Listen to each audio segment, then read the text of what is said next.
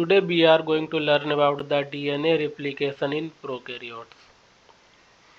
DNA replication makes replica or exact copy of DNA during the S phase of cell cycle in nucleus. Nucleus के अंदर DNA replication अपने जैसी replica copy बनाता है cell cycle के S phase में, right. During DNA replication, complementary base pair are added in 5' to 3' direction using template as a reference. आपको पता होगा डीएनए डबल स्ट्रैंडेड होता है तो उसको डिनेचर करके सिंगल स्ट्रैंड बनाया जाता है और उसमें 3' एंड से की तरफ से 5' to 3' नए स्ट्रैंड की सिंथेसिस होती है. टेम्पलेट को एज ए रेफरेंस लेकर के कॉम्प्लीमेंट्री बेस पेयर को ऐड किया जाता है. जैसे अगर टेम्पलेट में एडेनिन है तो नया स्ट्रैंड जो सिंथेसाइज हो रहा है वहाँ पर थाइमीन ऐड होगा. टेम्पलेट में ग्वानिन है तो नए स्ट्रैंड में साइटोसिन होगा. सेम इसका उल्टा भी, अगर टेम्पलेट में थाइमीन है तो नए स्ट्रैंड में एडेनिन और साइटोसिन है तो नए स्ट्रैंड में ग्वानिन ऐड होगा. ओके, एक यहाँ डायग्राम भी दिया हुआ है, इसके बारे में डिस्कस करेंगे अभी. DNA replication mostly follow semi conservative mode of replication. अभी डीएनए रेप्लिकेशन जो होता है mostly semi conservative mode of replication follow करता है. मींस जो नया स्ट्रैंड सिंथेसाइज होगा, मतलब कंप्लीट जो डबल स्ट्रैंडेड नया स्ट्रैंड होगा उसमें से जो आधा होगा वो पुराना ही स्ट्रैंड होगा जो एज ए टेम्पलेट यूज हुआ होगा और आधा नया स्ट्रैंड होगा. तो इसी को सेमी कंजर्वेटिव कहते हैं, मतलब आधा जो है कंजर्व कर लिया फर्दर.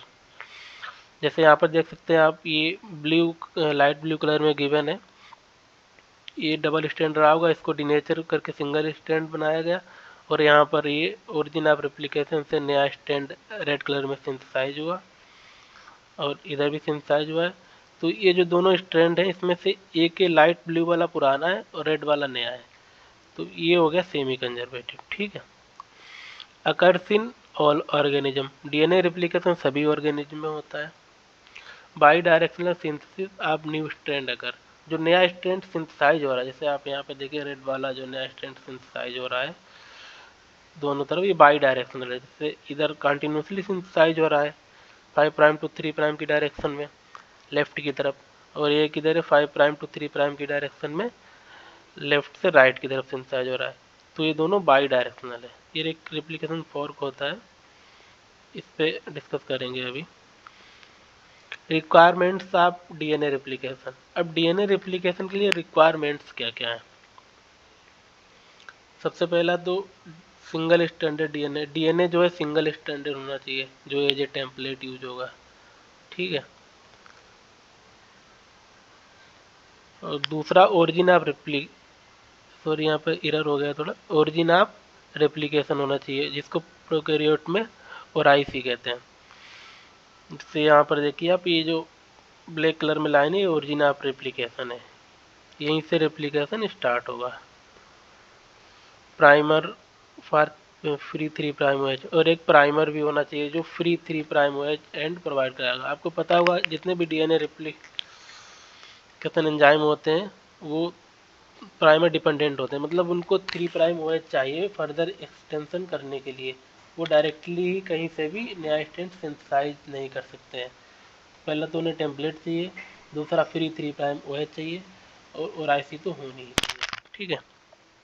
तो आप देख सकते हैं ये ओराइसी दी हुई है. Double stand DNA single stand हो गया है with the help of helicase enzyme, और इस तरह से प्रोसेस लीडिंग और लैगिंग स्टैंड चल रहा है. अब लीडिंग और लैगिंग कैसे बन रहा है इसके बारे में हम आगे डिस्कस करेंगे. ठीक है. नेक्स्ट यहाँ पर जो मेजर है factor required for DNA replication, मतलब ये जो डीएनए रेप्लिकेशन की प्रोसेस हो रही है प्रोकैरियोट में, इसमें कौन कौन से फैक्टर रिक्वायर्ड है. एक यहाँ पर टेबल बना रखी है मैंने.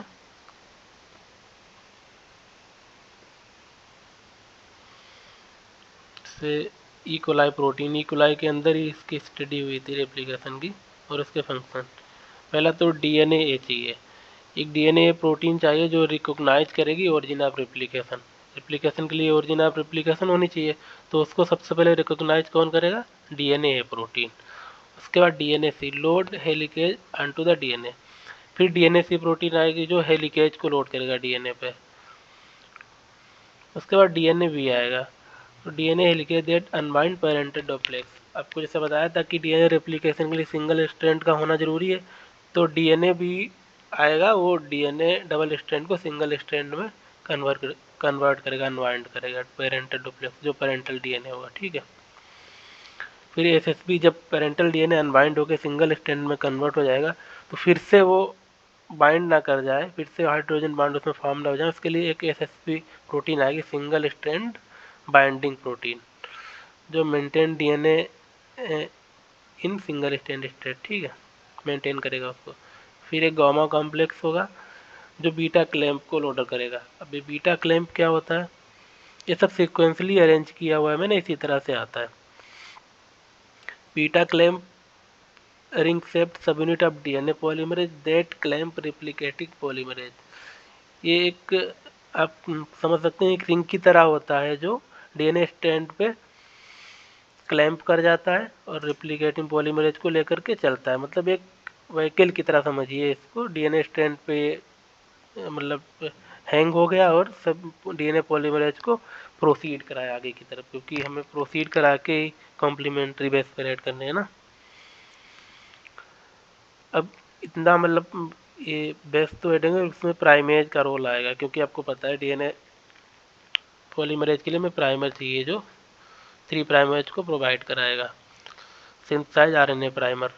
अब आरएनए पॉलीमरेज के अंदर प्रॉपर्टी होती है जो कहीं से भी सिंथेसिस स्टार्ट कर देगा, मतलब उसके लिए 3 प्राइमरेज नहीं चाहिए, तो आरएनए पॉलीमरेज ही 3 प्राइमरेज प्रोवाइड कराता है, उसको प्राइमेज कहते हैं, डीएनए जी बेसिकली कहते हैं उसको प्रोकैरियोट में, ओके। फिर पॉलीमरेज थर्ड आएगा जो मेन रिप्लिकेटिंग एंजाइम है। डीएनए पॉलीमरेज प्रोकैरियोट में कई टाइप के होते हैं, उसके बारे में हम आगे डिस्कस करेंगे। उनमें से जो डीएनए पॉलीमरेज थर्ड है वो मेन रिप्लिकेटिंग एंजाइम है।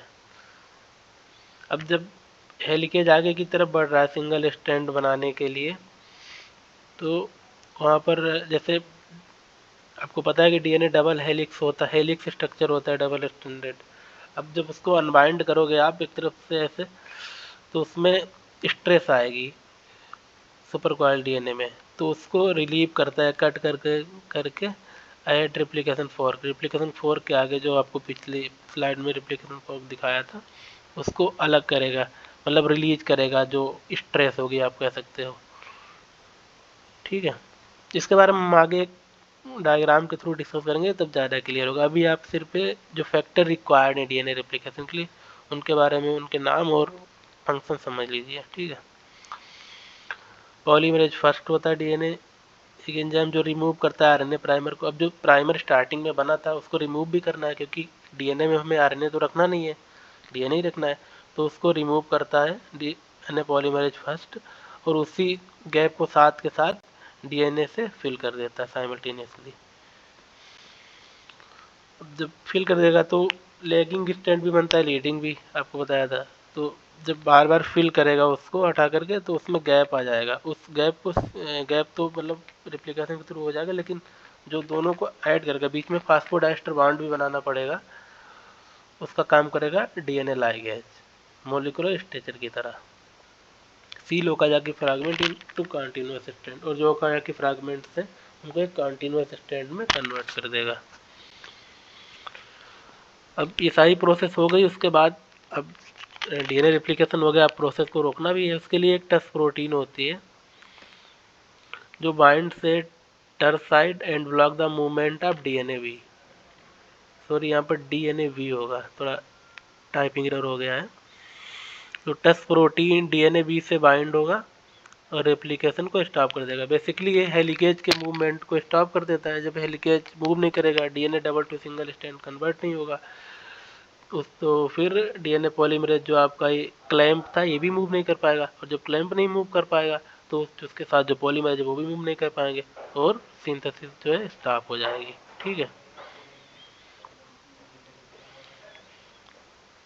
अब DNA polymerase enzyme in prokaryote, अब जो भी फैक्टर थे उनके साथ में एंजाइम भी थे, अब उनका इंडिविजुअली रोल हम समझ लेते हैं यहाँ पर।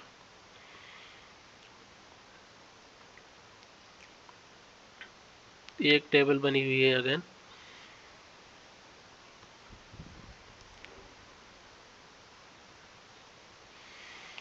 सबसे पहले पॉलीमरेज, बेसिकली 5 टाइप के डीएनए पॉलीमरेज होते हैं प्रोकैरियोट में। तो सबसे पहले डीएनए पॉलीमरेज फर्स्ट आता है, उसकी एक सब यूनिट होती है, और उस ये तीनों प्रॉपर्टी लिखी हुई है कि कौन कौन सी प्रॉपर्टी किसके अंदर है और किसके अंदर नहीं है। और यहाँ पर फंक्शन लिखा हुआ है। तो 5 prime to 3 prime polymerization activity DNA polymerase first के पास होती है। 3 प्राइम टू 5 प्राइम एक्सोन्यूक्लियेज, अब ये दो प्रॉपर्टी होती हैं 3 प्राइम टू 5 प्राइम, मतलब जो नया स्ट्रैंड सिंथेसाइज हो रहा है 5 प्राइम टू 3 प्राइम की डायरेक्शन में, 5 प्राइम टू 3 प्राइम, तो एक्सोन्यूक्लियेज मतलब 5 टू 3 हो रहा है और 3 से वापस आकर के वो प्रूफ रीड कर रहा है, मतलब कि जो मैं पीछे ऐड करके आ रहा हूँ वो सही है या नहीं है। मतलब अगर कोई एरर होगा वहाँ पे, हिंड्रेंस होगा, सही से कंपेटिबल बेस पर नहीं ऐड होगा, तो पीछे की तरफ वो रीड भी कर लेगा और वहाँ पर उसको सही कर देगा। या फिर ज़्यादा अगर एरर होगा तो उसके लिए जो डिफरेंट मिसमैच रिप्लिकेशन मैकेनिज्म और भी होती है वहाँ पर उसको इंस्टॉल होकर ट्रांसफ़र कर देगा। अगर माइन्यूट एरर होगा तो खुद ही तुरंत ठीक कर देगा। ठीक है, तो ये जो एक चीज़ और है, जो 3 टू 5 है या 5 टू 3, ये जो नया स्ट्रैंड सिंथेसाइज हो रहा है टेम्पलेट को रेफरेंस लेकर के, उसके एंड उसकी पोलैरिटी ली हुई है। मतलब 5 टू 3 प्राइम डीएनए सिंथेसिस हो रही है तो 3 से वापस वो देखता जा रहा है, तो उसको प्रूफ रीडिंग कहते हैं। Another side 5 prime to 3 prime exonuclease होती है। तो जो डीएनए 5 टू 3 सिंथेसाइज हो रहा है और उसी 5, जब स्टार्टिंग में 5 टू 3 सिंथेसाइज हुआ होगा तो वहाँ पर एक्सोन्यूक्लियेज मतलब प्राइमर ऐड किया हुआ होगा, आरएनए प्राइमर ने, डीएनए जी ने, जो पिछली स्लाइड में आपको बताया था।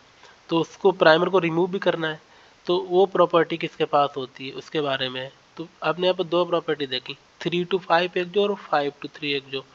3 टू 5 मतलब वापस आकर देखना, प्रूफ रीडिंग, और जिस डायरेक्शन में रेप्लिकेशन हो रहा है उसी डायरेक्शन में आकर देखना या प्राइमर को रिमूव करना, तो उसको प्राइमर रिमूवल एक्टिविटी कहेंगे। ठीक है, तो डीएनए पॉलीमरेज फर्स्ट के पास ये तीनों एक्टिविटी होती हैं।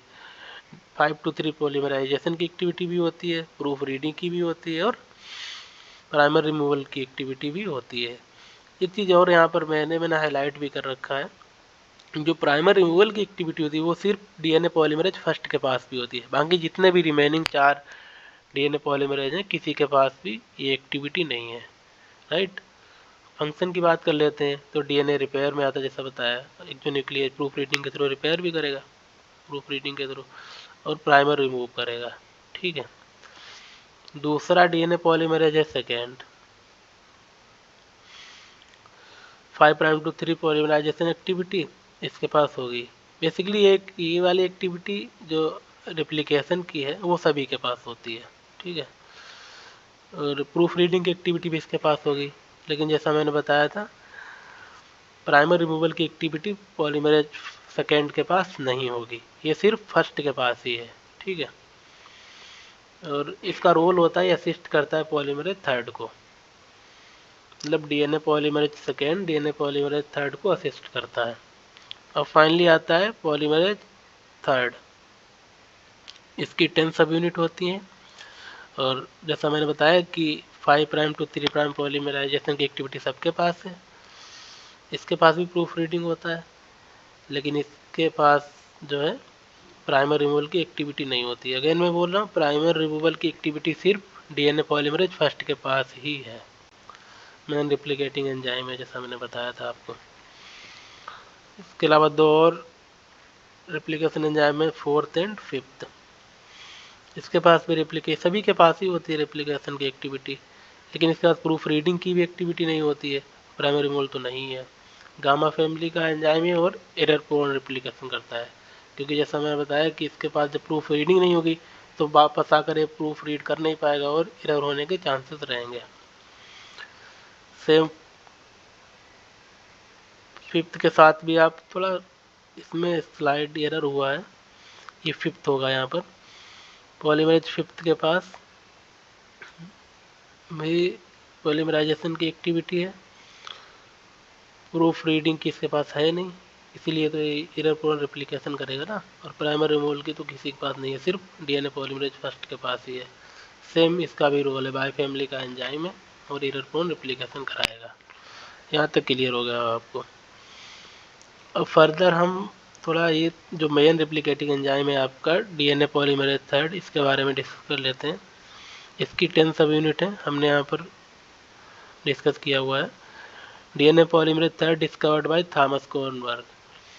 थॉमस कोहनबर्ग द्वारा इसको डिस्कवर्ड किया गया था। एड 1000 न्यूक्लियोटाइड पर सेकेंड, इसका जो न्यूक्लियोटाइड सिंथेसिस का रेट होता है वो लगभग 1000 न्यूक्लियोटाइड पर सेकेंड होता है। देखिए अब कितना फास्ट है न्यूक्लियोटाइड को ऐड कर सकता है, क्योंकि इसके पास प्रोसेसिविटी कॉम्प्लेक्स होता है, जैसा हमने पिछली स्लाइड में डिस्कस किया था। 10 सब यूनिट होती हैं। एक तो अल्फा सब यूनिट होती है जो जिसका काम होता है polymerization, 5 prime to 3 prime add करती है नए न्यूक्लियोटाइड को। दूसरी एप्सिलॉन या प्रूफ रीडिंग करती है, जो 3 प्राइम टू 5 प्राइम एक जो न्यूक्लियर जैसा यहाँ पर डिस्कस किया था ना हमने। और उसके बाद बीटा स्लाइडिंग क्लैंप जो स्लाइड कराएगा पॉलीमरेज को। उसके बाद गामा जो क्लैंप लोडर स्लाइड कैंप को लोड कराएगा, वो गामा होगा, गामा सब यूनिट होगी। और एसएसपी जो सिंगल स्ट्रैंड बाइंडिंग प्रोटीन है, जो डीएनए डिप्लेक्स को जब हेलिकेज सिंगल स्ट्रैंड में कन्वर्ट करेगा तो वापस उसको डबल स्ट्रैंड में रिबाइंड होने से रोकेगा। इसके अलावा भी एक्टिविटी होती है, टाउ थीटा और भी हैं, लेकिन वो ज़्यादा रिक्वायर्ड नहीं है, तो उनको हमने यहाँ पर स्किप कर दिया है। ठीक है,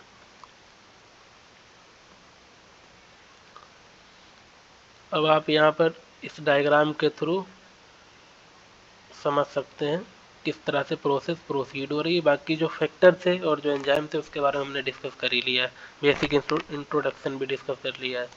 अब एक रिप्लिकेशन 4 के ये दोनों तरफ होता है, ठीक है, बाइसेप्ट एक इधर एक इधर, ये बीच में रिप्लिकेशन ओरिजिन है, लेकिन हम सिर्फ एक ही 4 को डिस्कस कर रहे हैं। ठीक है, अब जैसे ये देखिए आप दोनों तरफ है ना, तो यहाँ से ये कट हुआ है और इसको जो है जूम इन किया गया है, तो उसी को यहाँ पर एक साइड को मतलब लेफ्ट की साइड को डिस्कस किया गया है। अब इसमें जो लाइट ब्लू स्ट्रैंड है वो आपका ओरिजिनल स्ट्रैंड है, और जो रेड वाला है वो नया सिंथेसाइज हो रहा है। तो जैसा मैंने बताया था कि पॉलीमराइजेशन की प्रोसेस जो डीएनए रेप्लिकेशन की होती है वो 5 प्राइम टू 3 प्राइम डायरेक्शन ही होती है। अब यहाँ पर 3 प्राइम है तो 5 प्राइम टू 3 प्राइम ये कंटिन्यूसली चलता जा रहा है। ठीक है, और हेलिकेज जो है हाइड्रोजन बॉन्ड को तोड़ रहा है, और आगे जो भी स्ट्रेस आ रही है उसको टोपोआइसोमरेज या फिर गायरेज जिसको कहते हैं वो रिलीव करता हुआ जा रहा है। और दूसरी तरफ भी 5 प्राइम टू 3 प्राइम डायरेक्शन होगा। अब लेकिन इसमें जो है इसको लैगिंग स्ट्रैंड बोलते हैं। क्यों लैगिंग बोलते हैं उसके बारे में बताता हूँ मैं अभी आपको। जैसे डायरेक्शन का पूरा ध्यान रखना होता है ना इसमें। अब 3 प्राइम है यहाँ पर, जैसे यहाँ पे प्राइमर आया और उसने आरएनए प्राइमर के आरएनए न्यूक्लियोटाइड कुछ ऐड किए, उसके बाद से फिर स्विचिंग हो गई और डीएनए पॉलीमरेज थर्ड आ गया और उसने लगातार 5 प्राइम टू 3 प्राइम डायरेक्शन में नए न्यूक्लियोटाइड ऐड करना स्टार्ट कर दिया और हेलिकेज रिप्लिकेशन फॉर्क को ओपन करता चला गया। ठीक है, ऐसी लीडिंग। दूसरा भी हमें 5 प्राइम टू 3 ऐड करना है, लेकिन जब 5 टू 3 ऐड करेंगे तो इसको उल्टा चलना पड़ेगा दूसरी डायरेक्शन में। अब यहाँ जैसे हाइड्रोजन बांड लगातार ऐसे इस तरह से हैं, अब जितना हाइड्रोजन बांड एक बार में ओपन होगा उतना 5 टू 3 चल जाएगा, ये फिर से ओपन होगा फिर से चलेगा, लेकिन ये लगातार ही चल जाएगा क्योंकि इसकी डायरेक्शन ही हाइड्रोजन बांड टूटने की डायरेक्शन में और इसकी नहीं है। तो यहाँ पर होता क्या है, जैसे यहाँ से इतना ऐड हुआ है लगातार और इतने हाइड्रोजन बांड टूट गए, तो यहाँ पर प्राइमर आएगा और फिर से 5 टू 3 मतलब ये सिंथेसाइज करेगा। ठीक है, फिर से आगे हाइड्रोजन बांड टूटे, इतना खाली हुआ। ठीक है, ये कंटिन्यूस वाला तो चल ही रहा है सीधा, लेकिन जो डिसकंटिन्यूस है फिर से प्राइमर यहाँ पर फिर से इतना चला 5 प्राइम टू 3 प्राइम डायरेक्शन। ठीक है, फिर से ये तो लगातार चल ही रहा है कंटिन्यूस, और यहाँ पर फिर से इतने हाइड्रोजन बांड अगर टूट गए तो यहाँ पर फिर से प्राइमर आया, फिर से 5 प्राइम टू 3 प्राइम इतना चला। इस तरह से इसमें जो है फ्रैगमेंट्स में डीएनए सिंथेसाइज होता है, जिसको ओकाजाकी फ्रैगमेंट कहते हैं। ओकाजाकी फ्रैगमेंट 1 2 3 यहाँ पर दिया हुआ है। ये चीज़ और है, जो सबसे पहले मतलब ओरिजिन के पास जो फ्रैगमेंट होगा वो सबसे पहले सिंथेसाइज होगा। तो कर देते हैं, जो डायगोनली अपोजिट होंगे वो सेम स्टैंड होंगे। दोनों फोर्क की बात कर रहा हूँ मैं यहाँ पर, और बाकी एक लीडिंग चलेगा और एक लैगिंग चलेगा, इस तरह से। एक चीज़ और भी है, जो लीडिंग स्ट्रैंड होगा वो हमेशा, जो आप मेन टेम्पलेट जो ओरिजिनल टेम्पलेट है उसको अगर देखेंगे, जो 5 प्राइम एंड होगा ना उसका, उसकी तरफ चलेगा। मतलब देखिए यहाँ पर 5 प्राइम एंड है तो इधर लीडिंग चलेगा, लेकिन यहाँ पर क्या है 3 प्राइम एंड है तो इधर लैगिंग चलेगा। सेम इधर, अब इधर 5 है तो इधर नीचे की तरफ इधर भी 5 होगा, क्योंकि कॉम्प्लीमेंट्री होता है ना वो, एंटी पैरेलल जिसको बोलते हैं। तो इधर फिर 5 आ जाएगा तो इधर लीडिंग चलेगा, और इधर 3 है तो इधर भी 3 आ जाएगा तो इधर लैगिंग चलेगा। मतलब 5 प्राइम एंड की तरफ लीडिंग चलेगा, और जिधर 3 प्राइम होगा उधर लैगिंग चलेगा। और जो ओरिजिन के पास होगा वो ओकाजाकी फ्रैगमेंट पहले सिंथेसाइज होगा, और जो बाद में जाते जाएंगे वो बाद में होगा सिक्वेंसली इसी तरह से। और सेम जब यहाँ पर डीएनए पॉलीमरेज फर्स्ट का रोल हमने पढ़ा था प्राइमर रिमूवल का, जो जिसको था 5 प्राइम टू 3 प्राइम। अभी 5 प्राइम टू 3 तो सिंथेसाइज हो रहा है। अगर मान के चलो ग्रीन वाला यहाँ पर ये प्राइमेज एंजाइम है, आरएनए ग्रीन वाला ऐड कर रहा है, तो अब इसको 5 प्राइम टू 3 प्राइम इसको रिमूव करेगा कौन, डीएनए पॉलीमरेज फर्स्ट, और साथ के साथ नए से न्यूक्लियोटाइड ऐड कर देगा। ठीक है, तो ये सेकेंडरी रिप्लिकेटिंग एंजाइम होता है। मेन जो होता है आपका डीएनए पॉलीमरेज थर्ड ही होता है। ये मेन क्यों नहीं होता है, क्योंकि इसकी जो है जो एडिशन का रेट होता है कम होता है, जबकि आपने देखा था थर्ड का था काफ़ी ज़्यादा, वो लगभग 1000 न्यूक्लियोटाइड पर सेकेंड ऐड कर रहा था। ठीक है, तो इसको हटाएगा ग्रीन वाले को, रेड वाले को ऐड कर देगा। जिस तरह से हटाया देखिए यहाँ पर हट गया है, फिर डीएनए लाइगेज आएगा, इसको फिर से सील कर देगा, और ये कंटिन्यूस स्ट्रैंड में ये भी कन्वर्ट हो जाएगा।